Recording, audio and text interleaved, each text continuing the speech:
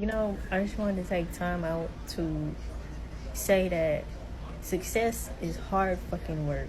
It's a lot of work. I have these very small goals for the last year or two, and I've taken them very serious and committed to them for, I'll say, the last one and a half year. And it's hard. It's hard. It's long nights. It's People don't know how long it takes to make some different content. All that's just not easy. So to all the people who are out there like really striving for their dreams, it's hard fucking work. It's gonna pay off. Keep going. Um, Man, just know that it's for something greater.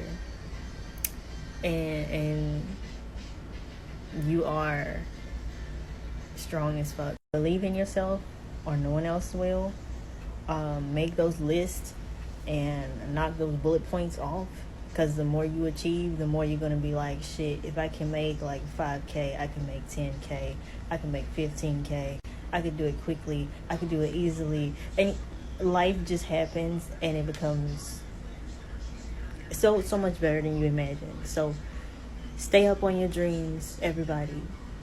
Keep motivation and live. In these times, you need to live and support your dreams. So do that.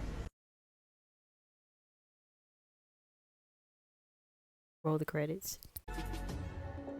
Real niggas here.